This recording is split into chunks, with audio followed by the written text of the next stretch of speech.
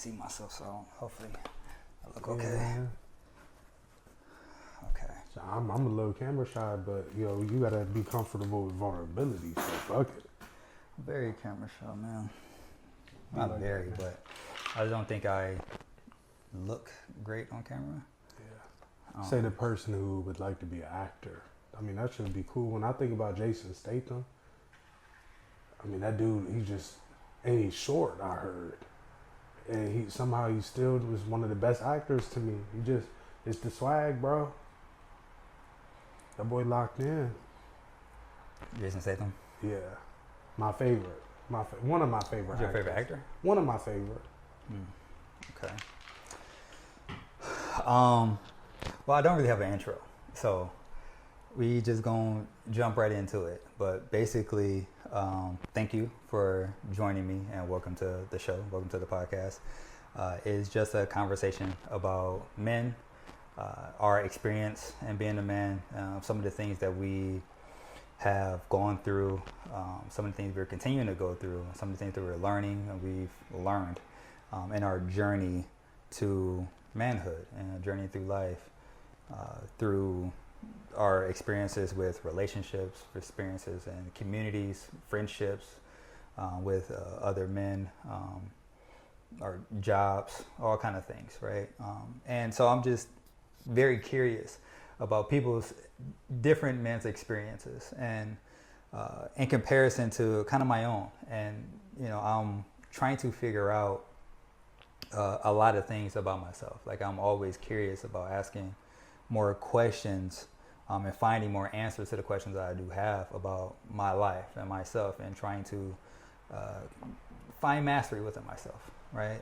So what better way than asking other men to share their experiences and for other people to see the same thing and see their experiences and see how their experiences compare to ours and to the people that I talk to and bring onto the platform, right? In hopes that it gives other men, women, young men a place to see men being open and being vulnerable, being expressive, to kind of humanize our experiences in being a man and not so much thinking about or dispelling the narratives of what it means to be a strong man and what it means to be a alpha man and all these other terms, but kind of wanting to get to a place where the goal is to be a whole man, right? And a whole man,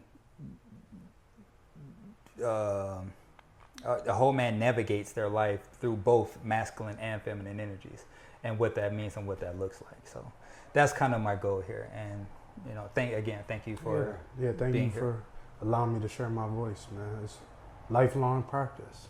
Yeah. But it's something that I definitely need to bring more practice to, because that's one of the biggest things for me is I'm still trying to grow into learn how to speak my truth and to continue trusting that I do have wisdom and I need to share it to be a healing component for the rest of the world, especially young men, because people my age, they don't really have much direction. They have like a whole lot of pressure on themselves, and I don't think they have the resources at hand to learn about self-expression. And we all kind of have this confusion about what it means to be masculine and feminine. It's a very linear view. So I think that this is a great opportunity to be able to dive into all that. Yeah, and that's a perfect way to say that and end with that, because that's my first question is, what messages did you grow up hearing about what it means to be masculine?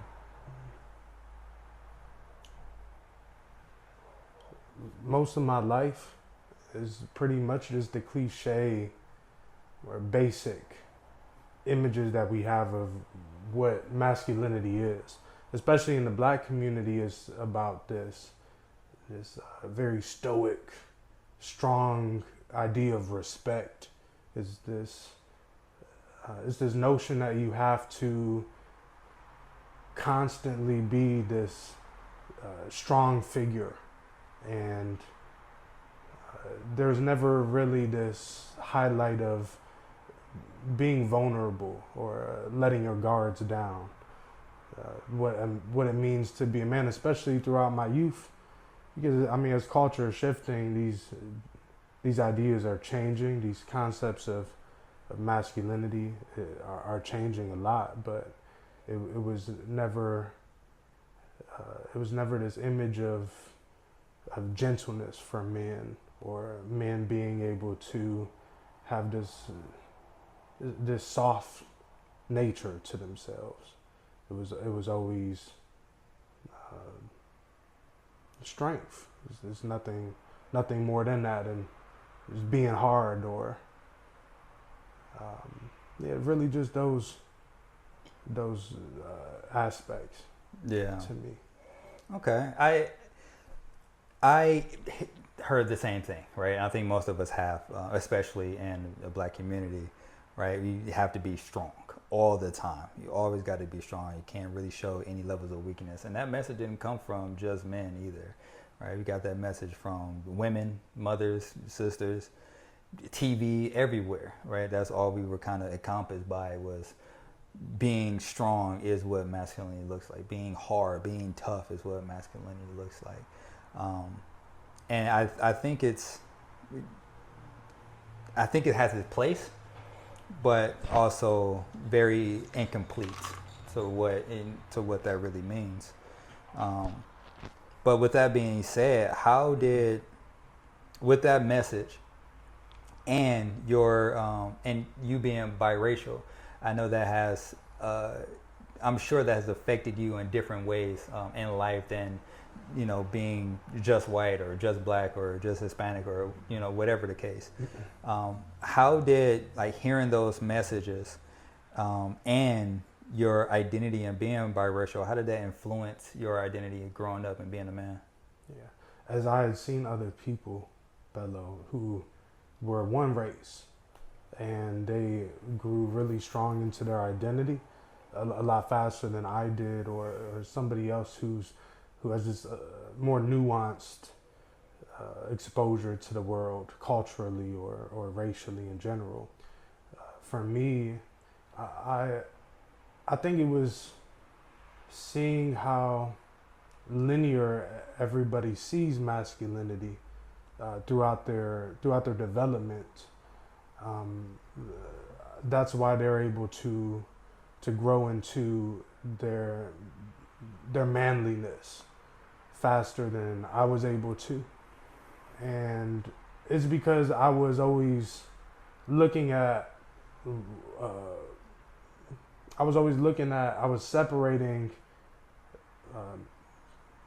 masculinity based on people's race. So I would look at the white men in my family and the black men in my family, and I would compare them in a way, and it would make me dissociate more from my identity and more from what it was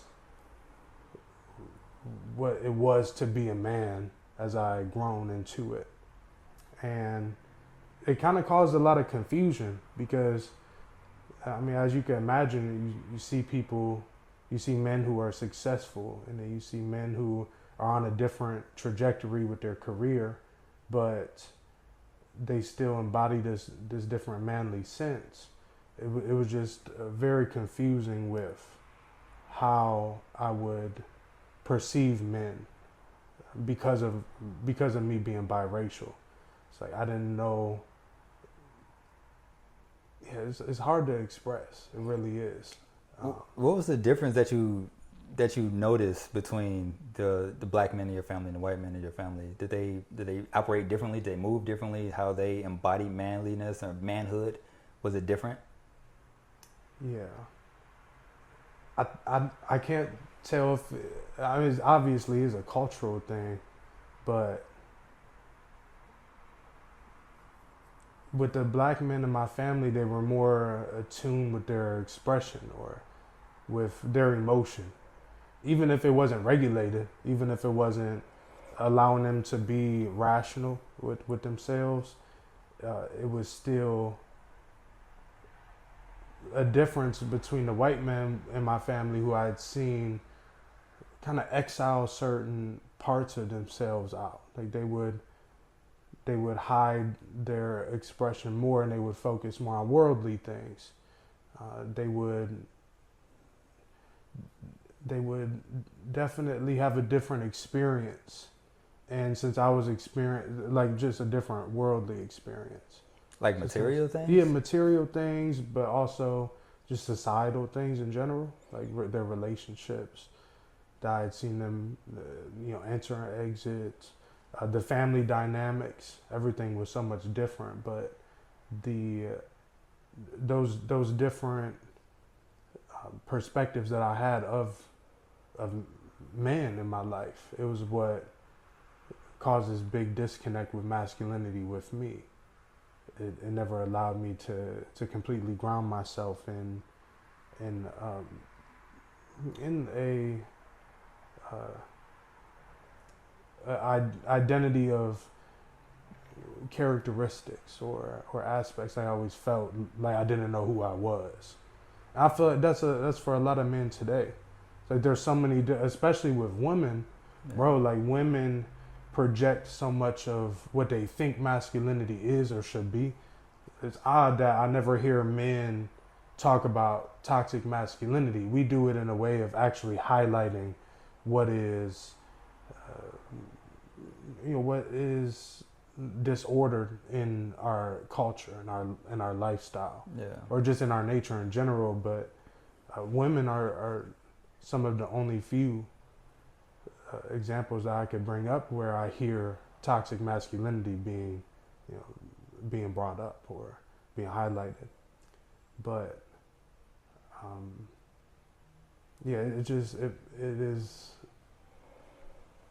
it's a lot of perspectives for us to filter through to understand what masculinity really is. No, for sure. We are learning through so many different aspects, right? We're getting an idea of what it means through our peers, through our fathers, through our uncles, through our cousins, through our teachers, everywhere, through TV, through media. We are getting an idea of what it means to be masculine and what masculinity looks like. And so many different avenues. We don't know what is right. And it's confusing. It's confusing messages. There's, some people have fathers where the father is, a strong man going to work every day, blue collar worker, take care of his, house and home and stuff, but he may not have the status, he may not have the money that that makes a life look glorious and stuff like that. But then you listening to a rapper and and all they're doing is talking about money, and that you see it comes with women and cars and clothes and all this other stuff. Which direction do you go, right? Because the big thing is that I think that we do everything that we do for women, for the most part. Like our purpose first, obviously, right? We have a purpose to contribute, to build, to create, to be a part of society, to be a part of a community. But we're also doing this for the safety of each other. We're doing this for the safety of women. We're doing this so we can connect on a deeper level, so we can transcend this current experience that we have, especially with being alone and being an individual, right? Growing up in your youth, we are here to connect with people, and we are here to connect with women. And part of our job and purpose in doing that is to build the things so women can feel safe, so they can open up and move into their femininity at a high level, so they can transcend us, for we can move into our masculinity at a higher level. And it just becomes a cycle of spiritual upheaval, so we can get to a better place and have a more enriched and fulfilled experience in being human, right? So it's having so many confused and mixed messages around makes so much sense for young men to move around in a world like, I don't know what to do. I don't know what is true. I don't know what is right. I don't know what is wrong. Can't tell left and right. With that being said, where did you feel growing up? Where did you feel the most out of place in your masculinity? It's a tough question because I think it was for me the most with my emotions. It wasn't until like my late teen years where I started questioning why I had emotions, like what had struck these emotions in me or why I was feeling certain ways. And now in hindsight, I look back and I see all the ways that I was suppressing my emotions. I was repressing a lot of pain and torment I was putting myself through. And our society today, it doesn't give us this safe space to acknowledge that we're feeling certain things. And every individual now has to learn how to do that for themselves. Mm-hmm. Even in my mid-20s now, I see the majority of people my age and the majority of society not feeling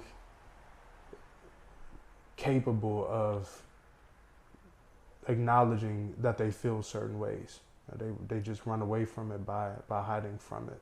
And that was all of my life. So now when people are afraid to change, I understand because it took so long for me to be able to step into all of these different avenues that change takes, to have the courage to want to change. And yet my whole life, the more I repressed my emotions, which is not a masculine trait at all. Yeah, no, it's not. The more I did that, the more I was afraid of evolving. And it was odd because I was convincing myself that I wasn't doing these things. It's like some parts of me consciously and unconsciously simultaneously knew that I was repressing, but I never, some part of me just never seemed to want to change that until later on in my late teens. Speaking of when you were ready to change that, what was the moment or what was the experience that you went through that made you stop and question everything about what it means to be a man? We think that there's just one form of survival, but there's so many different forms of it. And I had been evolving somewhat into myself, into being a genuine person. My arts, I've been evolving more into myself spiritually, I could say. I had seen my relationships flourishing. I had this different level of care for the world, especially as I learned how to regulate myself more. And as my curiosity grew and I still was going through just certain life experiences, I remember I had lost my job. I didn't lose my job. I ended up quitting my job because I had lost 2/3 of the pay. Like they had changed our pay scale without making us aware very extensively. Mm-hmm. And the lady that I was with, my partner at the time, it was very life altering for us. But for me, it was most altering for me because when your livelihood gets played with like that, when it gets put at risk, there is this level of fear that you go through that makes you question in a different way. And for me, I think it was just so much pain that I went through. It's like I hit this peak where it made me look at my life differently. It made me, exercise my curiosity in a way that I never have. But I had started to see that the same way that these worldly systems neglected me or, in a sense, didn't have my best interest, I started to see the ways that I've been treating myself at a core level. My insecurities that I was repressing, and it just showed me that the man I was convincing myself I was not being. And this is where I started actually doing the work. Like, I'm talking about on a level of me acknowledging how much I've been disrespecting my body, or when I had started seeing beliefs that I had that were very degenerative. And I just started doing this subtle work on myself to step into this more genuine space. And as I did that, my character started evolving. I just started being more of an authentic person. And that was the shift for me. It was when I just had went through this peak of pain, and it made me question everything differently. Before getting into that shift, what were you looking for? What were you chasing? What was your focus in life at that time? I still struggle with, and it's odd because I'm at like this crossroads of not knowing if it's self-worth, or if there's just something else that I'm not acknowledging about myself that I need to grow. But I was searching for like success from the world. Like it's hard to put into words. Not just validation, but I guess I could say validation, but I wasn't trying to go down these natural paths for myself. Like What do you mean by I that? would go into jobs that I thought would bring me this fulfillment, but the things that I was incorporating into my life weren't. It seemed like I was just doing it to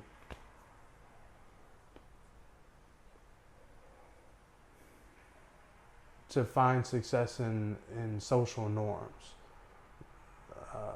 I wish I could explain it better. You're trying to fit into the mold. Yeah, It sounds like even with the relationship I was in, it just wasn't me. Like when I went through my shift, I had started purging everything out of my life. Mm-hmm. But even my relationship with my previous partner, it was all to fit into this construct, like a wife, kids, house. But that wasn't allowing me to be a better person. It was forcing me to kind of go down the same path that certain folks in my family go down, or that a lot of people in the world end up going down, that doesn't allow them to heal from their traumas. Like they stay in these repetitive generational patterns. And I was just searching for the general sense of comfort in the world. Yeah, I think that's something that I think that's a big thing that you just mentioned. But it's a cultural norm, right? It's a social norm to have these pathways that many people have gone through. A lot of people find success in, but it is comforting. It's safety. but it's not for everyone. And that also, I think, has to be shifted. That perspective and that conversation about what that looks like for everybody has to be shifted. And I see a lot of people today, especially a lot of men, want to recreate this box for everybody, for women, for other men, to provide a sense of social duty, they would deem it or call it. But it's comforting. It's a way of comfort because you know what to expect. If everybody is going down these particular pathways that is laid out, you know what to expect for the most part, and you're going to get out what you put in, right? Yeah. But that's the case with anything. Yeah, right? I remember when I was in high school, I was telling my teachers, I said, I'm okay with making 65,000, or not even. I was saying like 40. Like this very baseline amount of money. I even think I told you it. Yeah, we had this conversation before. Bro, I was telling everybody, I'm okay with making this little bit amount of money. Yeah. I'm gonna have my wife, I'm gonna have my kids, I'm gonna have a house I'm gonna pay on for the rest of my life. Maybe I'll get lucky and have some equity in it. And I was okay with that. And that showed me like a level of self-worth that is actually scary because there's no value in that lifestyle. In that mental mindset, in that mental framework, there's no evolution. There's no instilling. For me, for instance, if that was the lifestyle I wanted to choose, my child would be stuck with that same mindset of they're not good enough. This is all they deserve, and that's really scary. But it shows me that as I look back, it just shows me how much I was afraid of change, how much the bigger picture or my dreams made me scared. Yeah, made you shrink and run from them.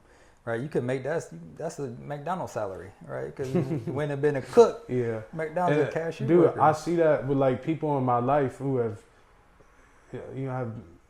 orbited in my life. They may or may not still be here, but they have been scared of opportunities just because they haven't brought themselves this level of security with self. Not just with worldly things or with certain systems in this world, but with themselves. And the same way that I was being a hermit from evolving or from desiring better things for myself is the same way that I've seen them run away from themselves, especially the young men in my life. They can't tap into this idea of something more. It's just it's like this very baseline amount. I wish I could put that in the more dynamic terms, but I mean, you can only connect to the level of your mindset, right? In terms of connect to yourself, connect to your thought process, connect to your level of belief. Is only as strong as how strong your mind is, how strong your connection with God is, how strong your faith is, right? And a lot of people struggle with that. We struggle with having a stronger mindset. Because of everywhere we're getting it from, the culture that we live in, the parents that we are born into, the families that we're born into, the schools that we go to, all these different things. At some point, and in my journey, like figuring out what it means to be a man, is when I realized that connecting to your emotions and being able to express them is vitally important. And having this like sense of continuous strength and stoicness to my character, and not being able to express how I feel about things is something that does not make me feel like a stronger man, does not make me feel like a better man.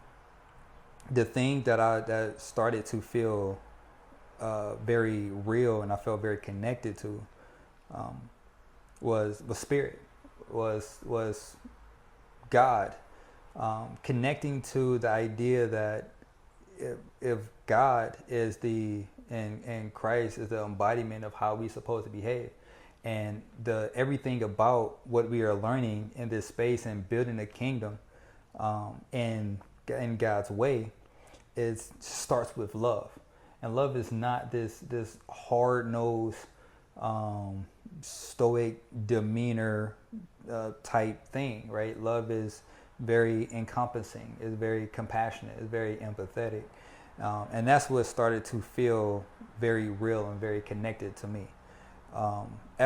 When you was going through that journey and you was making your transition out, what for you started to feel completely false and wrong and just completely untrue, and what started to feel more real and true for you?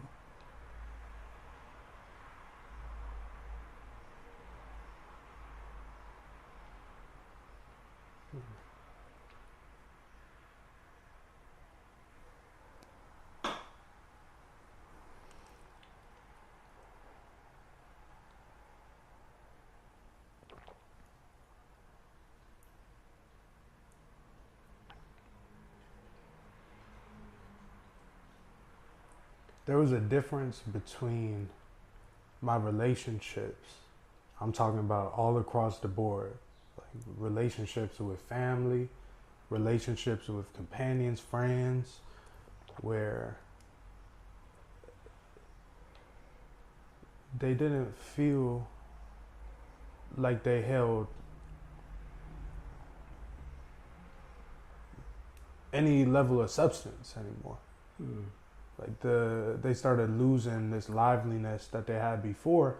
But it was odd too, because I cut out all things that I felt weren't bringing me this sense of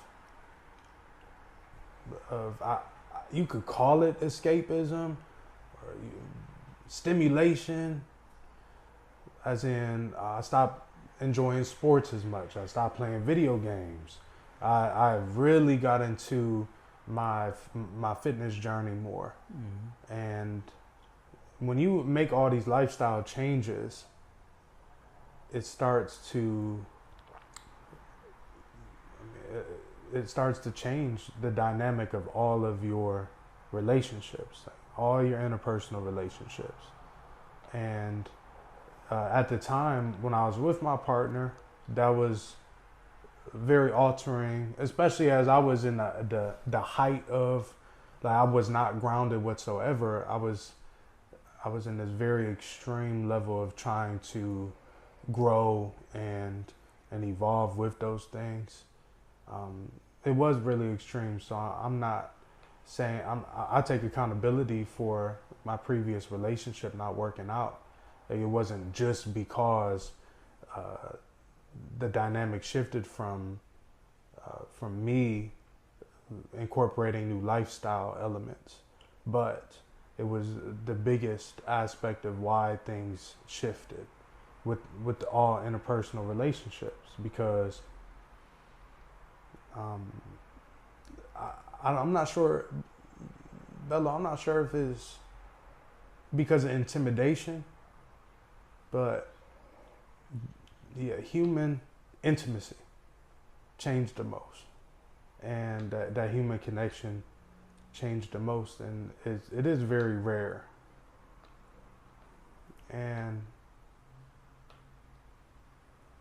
I definitely would have to reflect more on what else does and does not feel true. You're saying human connection and intimacy is rare in your experience? Now. No, it feels but rare. that was the biggest shift. Yeah. So I forgot it was an extensive question, but that was what word did you use in the question? Oh, what feels false? What felt untrue in your journey before, for who you are, your identity, masculinity? Then what started to feel more real? Yeah. Now that, well, when I look back, that was what was most false. It was all just it's, it's I'm not saying all of it because there's obviously like very important things that existed in those relationships. Yeah. But it's like, what's a word or a phrase? Trauma bonding. it's like small talk. When you just meet somebody, you just yapping a little bit, not too much, just enough. Yeah. To get through that connection, get through that, that interaction. And it feels the same when I look back, like all the sport, even my relationship with my father shifted. Like when I stopped being interested in the same things, it just shifted. So now I've had to find new ways to connect with all those people and generating new relationships. Yeah. And finding this new sustenance that could come from from them, and that I could bring to them also. We talked about like change a lot in our general conversations, and I think that's that part. That's the thing that people are scared of. I've been scared of it, right? And honestly, it's something that I'm still continuing to work through. The fear of losing, feeling like I'm losing everything, feeling like I will lose everything, by really stepping in and tapping into a higher, better version of myself. It's very scary because it's something that is hard to deal with because I am already kind of a loner for the most part, in terms of I don't have a lot of very strong friends. I don't have a lot of associates, really. Like I don't talk to, like I'm at work, my coworker phone ringing literally every 10 minutes. My phone is dry, desert. Like I don't talk to many people already. So the idea of, and I am a person that is wired for a community. I'm wired for interaction with people, and need of a deep connection with people.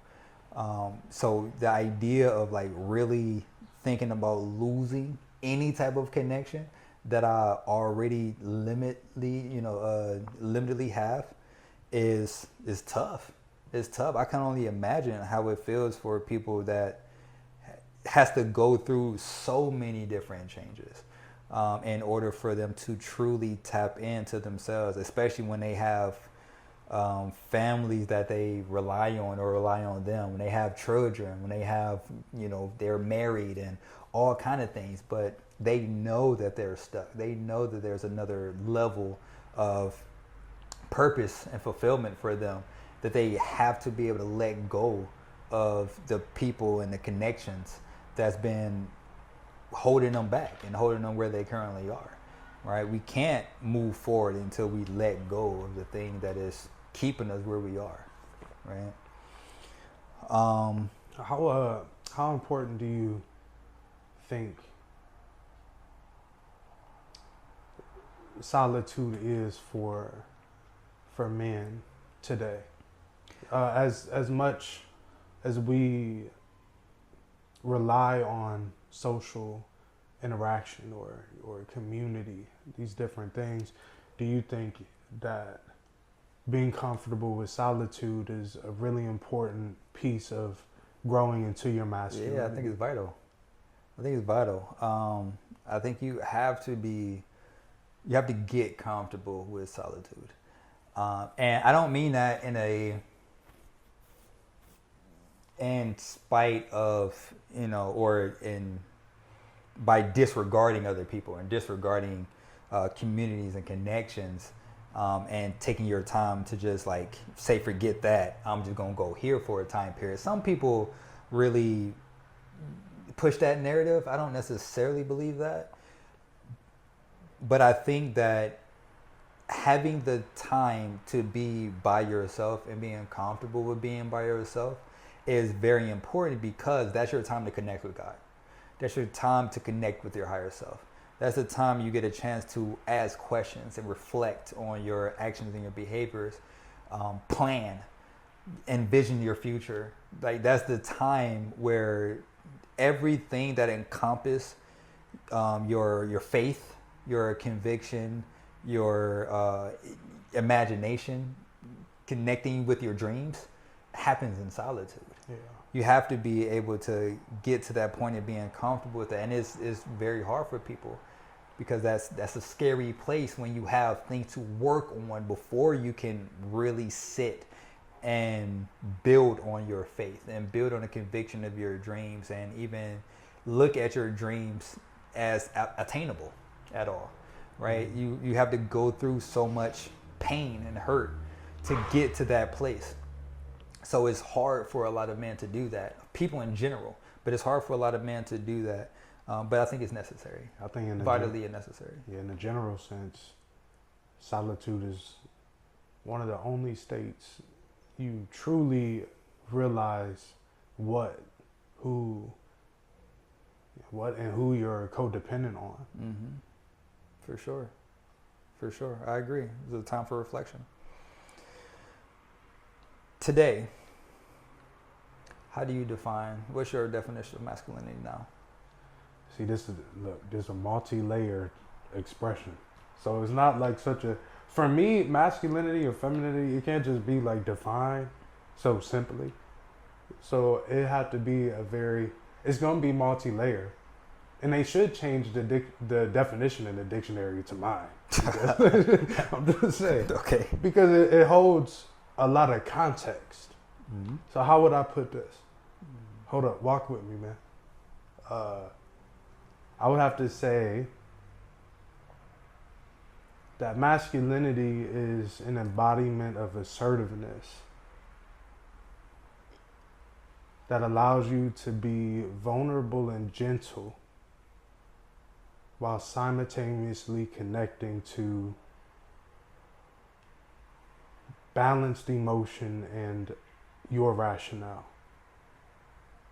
And why I say gentleness and vulnerability is a huge part of this embodied masculinity is because I remember learning this term in Vipassana. It was equanimity. Mm-hmm. And if you don't have this ability to be vulnerable around the world, around people and certain things that happen in the world that are out of your control, you have no ability to be gentle on yourself. You're not capable of forgiving yourself or forgiving other people. Or many times I feel being able to hold two beliefs at once, which we could just say being objective. But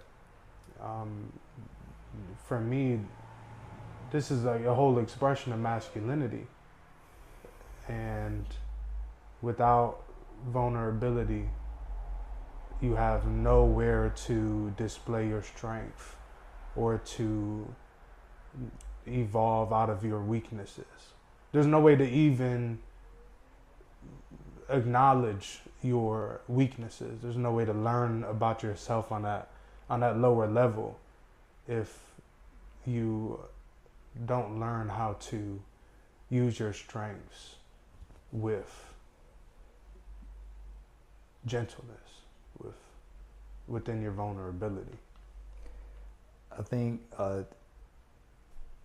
a few people would not like that definition, or I maybe argue against it. But we can have a little discourse. Yeah, no, I actually agree though. I agree. Gentleness is a part of masculinity. It's a part of leadership. So, compassion is a part of masculinity. Empathy is a part of masculinity. All of these things are, cousins to each other. And in terms of learning about yourself, you have to have a level of vulnerability with yourself in order for you to question yourself and question your character, to question your traumas, to be able to reflect and become aware of your shortcomings. you have to have a level of vulnerability to do that. And this is why if I recall verbatim correctly, I said assertiveness, embodiment of assertiveness, because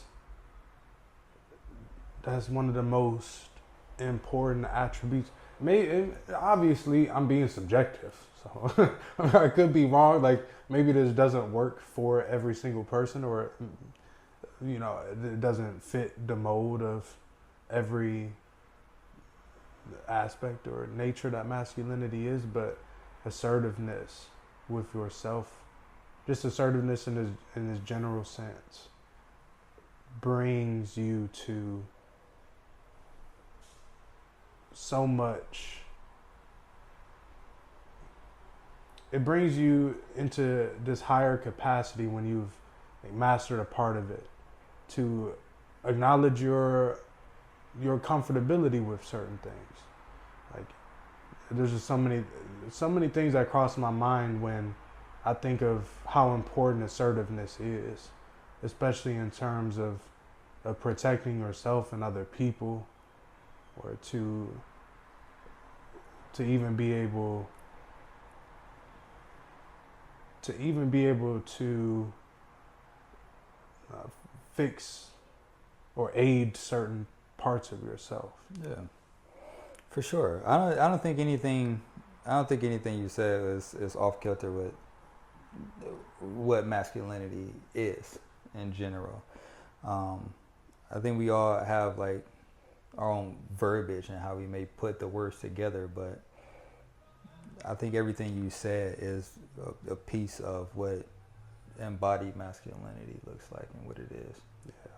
Yeah, so I agree with that. Thanks. Okay, so we are about to wrap up, but we have one last segment called a toolbox. All right, toolbox talk. All right, so I'm going to ask you about 4 questions. You can answer them as short or as lengthy as you would like, and what comes up, but it's kind of like the first thing that kind of comes to mind. All right. The first question is, what is one mindset you had to unlearn?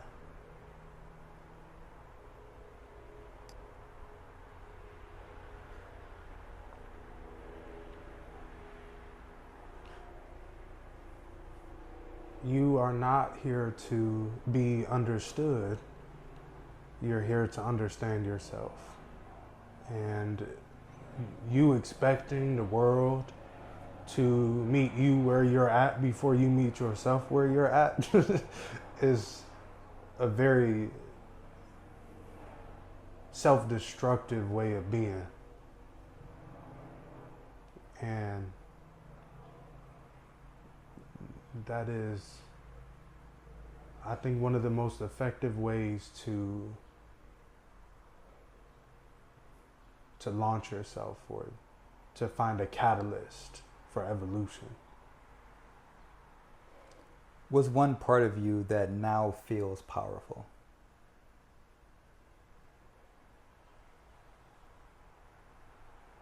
It doesn't feel powerful yet, but the first thing that comes to mind is the part of myself that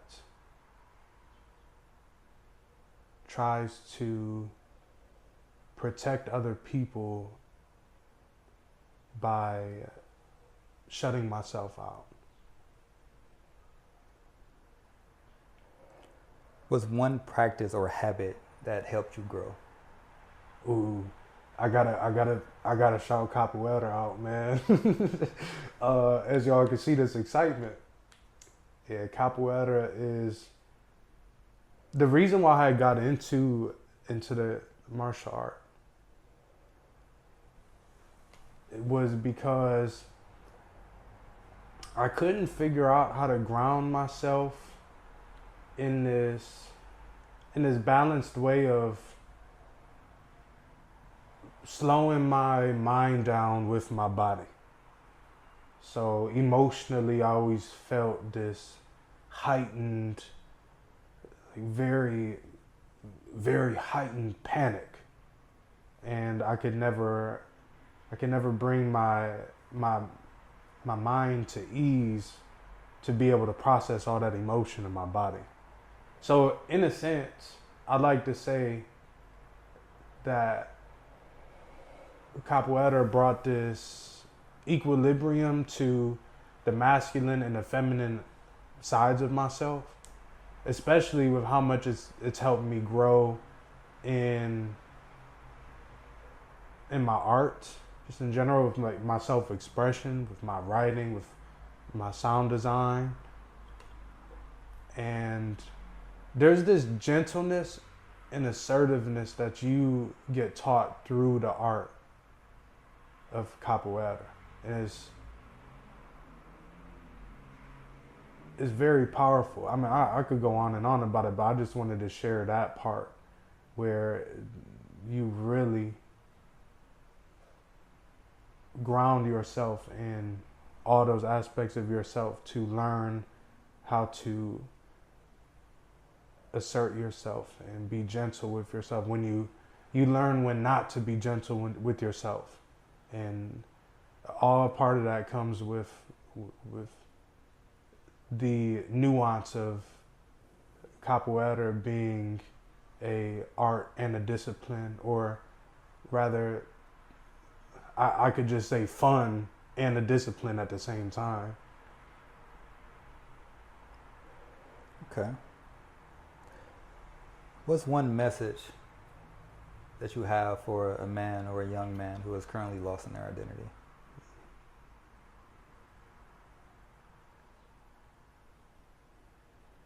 I have to circle back around to what I said I had to unlearn. And it's actually a quote that I got from my instructor, which was, "You are not here to be understood, you're here to understand yourself." But it was more affirmational. So it was, I'm not here to be understood, I'm here to understand myself. And I went through years, especially after my shift. Some people call it spiritual, some people say, I like to say psychological, just so it could resonate with people, so they can understand more, have more context to what I mean. But years even after that, when I had went through my physical transformation of losing 100 pounds, of being able to express myself in the way that I always dreamed of, it was